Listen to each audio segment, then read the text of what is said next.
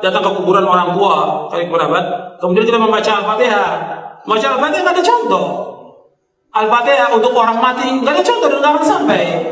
Imam Syafi'i mengatakan demikian. Sebagaimana dikatakan oleh Al-Hafidz Ibnu Katsir ketika menafsirkan ayat dalam surah An-Najm ayat 39, wa an laisa lil insani illa ma sa'a. Seseorang tidak akan mendapatkan apa yang diusahakan. Kata Ibnu Katsir bahwa Imam Syafi'i berpendapat bahwa nggak bisa orang mengirimkan bacaan atau pahala kepada orang, nggak bisa, nggak akan sampai. Masalah ibadah kembali kepada masing-masing orang. Jadi Al-Fatihah nggak sampai. Begitu juga yang lainnya, baca Al-Quran. Kadang-kadang orang sudah meninggal, dibacakan Quran. Orang disuruh membaca Al-Quran di mana? Di rumah. Terutama surah Al-Baqarah, di masjid baca Al-Quran, bukan di kuburan. Al-Quran ini diturunkan oleh Allah untuk ancaman kepada siapa?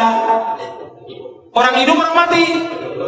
Di surah Yasin ayat 70 Allah berfirman, "Liyunzira man kana hayyan wa yahiqqal qawlu 'alal kafirin." Bahwa Al-Quran diturunkan Allah untuk mengancam orang yang hidup, hayyan, orang yang hidup, bukan orang mati. Kok orang mati dibacakan Quran? Manfaatnya apa? Tidak ada manfaatnya.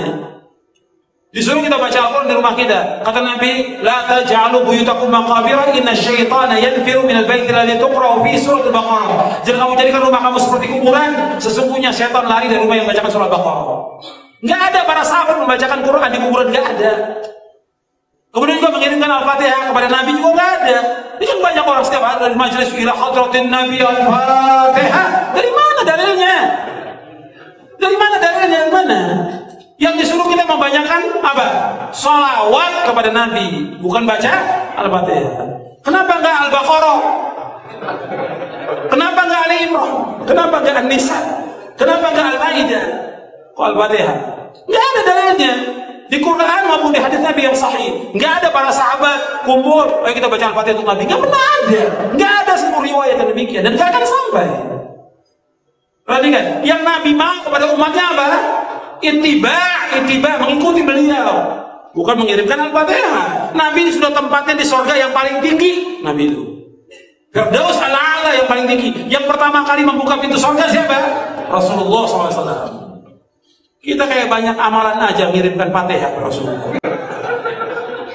Anda membahas bahwa Nabi Muhammad tak pernah menganjurkan untuk mengirim Al-Fatihah untuk orang yang sudah meninggal. Apakah betul Pak Ustaz? Apakah ada hadisnya? Kalau ada orang meninggal dunia, hadis pertama, kalau ada orang meninggal dunia, asri'u lahu, cepat-cepatlah kuburkan, jangan jenazahnya tahan lama-lama. Saya sampaikan sudah ke istri saya, kalau aku mati, cepat-cepat kuburkan. Mati maghrib, ba'da isya kuburkan. Bagaimana makam malam? Abu Bakar Siddiq meninggal di makam malam, tempat kita banyak lampu. Tak ada menggali, carikan ekskavator. Jangan tunggu sampai besok. Sudah saya sampaikan itu. Ini meninggal sore, ditunggulah sampai besok. Kenapa belum jadi kuburkan? Tunggu zuhur. Habis zuhur, anak pula delay pesawat Lion Air 3 jam dari Surabaya. Sampai jam 5 sore, kata sambutan dari RT, RW, tokoh masyarakat ini, mama orang Sumando sadunyo. Panjang cerita. Kalau bolehlah jenazah itu di dalam rumah kok. Hei, sampai dah. Betul meninggal. Tak sabar mau ikut ruang interview ujian dia. Nah, cepat-cepat. Setelah kalian kuburkan cepat-cepat, bacakanlah pada bagian kepalanya Al-Fatihah, pada bagian kakinya ujung surat Al-Baqarah. Lillahi ma fis samawati wa ma fil ardh. Dalil pertama. Terima kasih Pak. Ini kalau ada air ini makin lama sih biasanya. Dalil kedua, kata Abdullah bin Umar bin Khattab, anak Umar bin Khattab, dalam kitab Ar-Ruh, murid Imam Ibnu Taimiyah, punya murid namanya Imam Ibnu Qayyim Al-Jauziyah, nama kitabnya Ar-Ruh. Kalau nanti aku mati, tolong bacakan pangkal surat Al-Baqarah sampai wa ulaika humul muflihun, dan bacakan ujung surat Al-Baqarah. Lillahi ma fis samawati wa ma fil ardh. Dalil yang kedua. Maka berdasarkan dalil ini, kata mazhab Syafi'i dalam kitab Al-Majmu' Syarah Muhadzab, disebut oleh Imam An-Nawawi, wa in khatimul Qur'an, seelok-eloknya bacalah sekhatam Quran.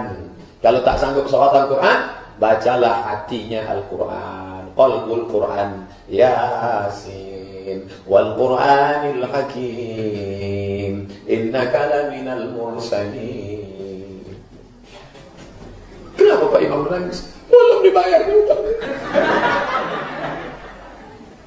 Nah, tak sanggup membaca Yasin terlalu panjang, Ummul Quran Al-Fatihah untuk almarhum Ustaz Abdul Somad. Al-Fatihah. Nah, sampai tak Ustaz? Sampailah. Dalil saya bacakan. Udah itu tanya sudah. Sampai tak Ustaz? Nah, coba coba. Balik lagi enggak? Berarti sampai. Dibacakan dalil tak percaya, dibacakan logika tak percaya. Tak juga dia percaya, saya tak percaya. Siapa nama lengkap? Nanti kalau kau mati, kau bacakan Al-Fatihah. Teman-teman sekalian yang dimuliakan Allah Subhanahu wa taala, ziarah itu artinya kunjungan. Ziarah. Jadi saya menziarahi antum, berarti saya mengunjungi antum. Mau ke mana Ustaz Adi? Mau ziarah. Mana? Ke Pak Lutfi. Pak Lutfi di mana? Di Lampung. Kan Pak Lutfi masih hidup. Ziarah itu bukan mengunjungi orang yang wafat saja. Ziarah itu bisa diartikan mengunjungi orang yang masih hidup. Bisa. Ini ziarah artinya kunjungan. Kunjungan. Baik ya? Nah sekarang, bolehkah kita mengunjungi orang yang sudah wafat? Boleh. Apa yang dikunjunginya? Kuburnya. Makanya ada istilah ziarah kubur. Mengunjungi orang yang wafat dalam kuburnya. Apa yang dilakukan? Mendoakan mereka. Jadi Nabi bahkan mengatakan, silakan. Lihat-lihat. Kuntu nahaitukum an ziyaratil kuburi fal'ana fazuruha. Itu dalilnya. Dulu saya pernah larang Anda untuk ziarah kubur. Dulu itu saat iman lemah. Ada kebiasaan di jahiliyah. Kalau ada orang meninggal, itu mereka meratap-ratap. Ratap-ratap. Untuk menunjukkan bahwa orang ini orang baik. Diratap. Ada yang rubuk-rubuk rambut. Ada yang mukul-mukul begini. Bahkan nanti gini. Saking populernya kesan itu dianggap orang baik. Sampai ada jasa penyewaan orang nangis. Jasa nyewa orang nangis. Jadi kalau Anda dikenal orang buruk misalnya. Disewa nih. Berapa orang? Rombongan untuk nangis saja, nangis terus meratap-ratap. Ada itu zaman jahiliyah. Jadi begitu ada kebiasaan seperti itu, jadilah kultur di masyarakat. Biasanya budaya itu muncul karena biasa. Biasa itu dari kebiasaan. Kebiasaan begitu jadi tradisi nantinya. Maka ketika ada tradisi itu kuat di masyarakat, iman mulai lemah. Di awal-awal iman masih lemah maksud saya. Karena masih lemah, belum ada penguatan tauhid yang kuat, muncul kebiasaan itu, maka dilarang oleh Nabi sallallahu alaihi wasallam untuk sementara waktu ziarah kubur. Larangan datang. Kenapa dilarang? Bukan gak boleh ziarah. Bukan gak boleh ziarah. Larangannya karena dikhawatirkan ketika ada yang meninggal, tradisi tadi lebih kuat daripada awal-awal keislaman, muncullah seperti itu. Sehingga maaf, iman yang seharusnya muncul teman-teman sekalian, itu terhenti, terbatasi oleh nilai-nilai tradisi yang tadi.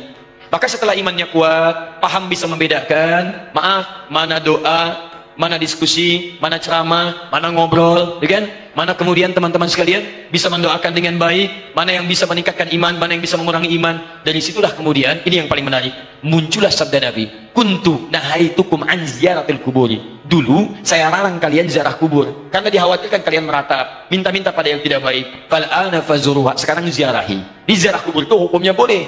Sekarang antum katakan, saya ingin ziarah Wali Songo. Boleh. Apa yang dilakukan saat ziarah itu? Turunkan lagi hadis-hadis Nabinya. Doakan mereka. Apa doanya? Salam dulu. Assalamualaikum ya ahlad diyar. Minal mu'minina wal mu'minat. Wal muslimina wal muslimat. Wa nahnu insya'allahu bikumul lahiqun. Ziarah. Bahkan antum kepada Nabi. Ke Madinah. Ziarah. Begitu setelah selesai sholat Raudhah, antum lewat Babu Salam. Lewat itu kan ziarah. Assalamualaikum ya Rasulullah. Assalamualaikum ya Abu Bakr. Assalamualaikum ya Umar radhiyallahu ta'ala anhuma. Antum ke Baqi ziarah. Assalamualaikum ya ashaban Nabi sallallahu alaihi wasallam. Assalamualaikum ya ahlad diyar. Minal mu'minina wal muslimin wal mu'minat wal muslimina wal muslimat wa nahnu insyaallahu bikumul lahiqun. Datang ke Wali Songo, ziarah. Apa darahnya? Sampaikan salam. Salam yang tadi. Setelah itu apa? Itu sunnah Nabi. Berdoa. Allahumma ighfir lahum warhamhum. Wa afihim wa'fu anhum. Wa akrim nuzulahum. Wa wasi' madkhalahum. Wa naqihim minal khataaya kama yunaqqa thawbul abyadu minad danas. Doakan mereka. Ya Allah, alirkan pahala pada mereka. Ya Allah, berikan kemuliaan pada mereka yang telah membawa risalah dakwah ke Nusantara. Ya Allah, muliakan keluarganya. Ya Allah, berikan kekuatan ya Allah kepada keluarganya dalam keadaan yang terbaik. Selesai, itulah ziarah kubur. Lalu sampaikan, ya Allah, kami pun sadar kami kapan pun akan diwafatkan. Maka wafatkan kami ya Allah seperti Engkau wafatkan mereka dalam keadaan yang terbaik. Sudah. Makanya kata Nabi, cara terbaik meningkatkan iman, mengunjungi, berziarah atau ingat pada kematian. Sering lewat alam kubur mengingatkan kita mendekatkan diri pada Allah Subhanahu wa taala. Yang tidak boleh, maaf, minta-minta di kuburan. Pegang nisan, kan? Pak, tolong, Pak, cucu saya mau lahiran, tolong. Oke, saya datang ke sini. Untuk ngapain datang di situ? Yang di situ saja nggak bisa keluar. Itu yang di situ. Itu yang tidak tepat. Jadi yang dilarang itu minta-minta pada yang tidak dibenarkan. Kalau ziarahnya nggak ada masalah. Lalu bagaimana kemudian menyikapi yang seperti ini? Antum bikin zarah, cari ustadz yang bagus, datang kemudian di bis itulah diadakan taklim, terangkat, ini loh risalahnya. Saya pernah itu, ya, tur jejak Islam di Nusantara, bukan Islam Nusantara, jejak Islam di Nusantara. Beda antara Islam Nusantara dengan jejak Islam di Nusantara. Kami susuri Pak sampai ke Aceh Pak, Aceh, dari Aceh. Kami kunjungi makam Syekh Abdul Rauf As-Sinkili, datang. Itu saya terangkan taklim dulu. Syekh Abdul Rauf itu masuknya ke Aceh seperti ini, kemudian menyampaikan begini, risalah Islamnya begini. Setelah itu kita datang, mana buktinya beliau ada, kita kunjungi sampai ke tempat makamnya, dari kuburannya, masuk ke situ, kita berdoa. Saya pimpin doanya, begini cara berdoanya, sampaikan begini, sudah, ayo kita pulang. Saya sampai ke Lasem untuk menelusuri jejak Islam di Nusantara ke arah wilayah Jawa Tengah sampai ke Jawa Timur. Nah, ujung Jawa Tengah ke Lasem saya tunjukkan, ini dulu ada Sunan Bonang di sini. Teman-teman sekalian, nama aslinya ini, asalnya begini, ininya begini, ininya begini. Dari mana tahunya apakah itu fiktif? Ayo kita lihat, susuri tempatnya. Ini tempat beliau, ini tempat awal merapatnya, ini tempat keluarganya, ini pasujudannya. Sampai saya hitung berapa anak tangga sampai ke atasnya. Yang merawat tempatnya itu sampai pasujudannya. Yang merawatnya namanya Pak Abdul Halim. Begitu antum naik sampai ke atas, sebelah kiri, di situ antum temukan nanti yang pegang kuncinya Pak Abdul Halim. Ketika bertemu dengan beliau, indah sekali. Pak, ini bukan makam ya.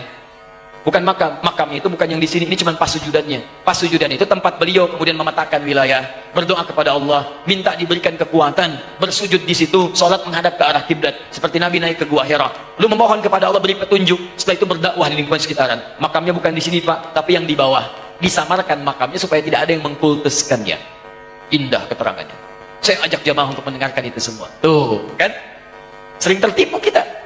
Makanya ditutup tuh pasujudannya juga supaya tidak ada yang mengkultuskan itu. Cuman lihat ke situ, baik, terangkan. Kalau sudah seperti itu enak taklim kitanya. Di sejarahnya paham, ada tokohnya, ada bekasnya, kemudian kita mendoakan, setelah itu kita pulang, selesai. Jadi kita itu tidak harus saling mencolok, gak ada wali songo, begini. Alah, antum ini kenapa sih? Sebelum bilang gak ada, lihat dulu. Lihat, pahami, baca kisahnya, pelajari, ambil inspirasinya. Kalau ada yang meninggalnya, doakan seperti antum datang ke makam Uhud. Datang ke situ, antum doakan, cerita di situ, selesai. Seperti antum datang ke makam Nabi, berdoa di situ, bahas sekitarannya, pulang, selesai. Itulah teman-teman sekalian. Jadi kita ambil cara yang hikmah. Jelas ya? Nah, jadi kita pun tidak harus menyakiti orang lain, tapi meluruskan dengan cara-cara yang terbaik. Hikmah. Ya.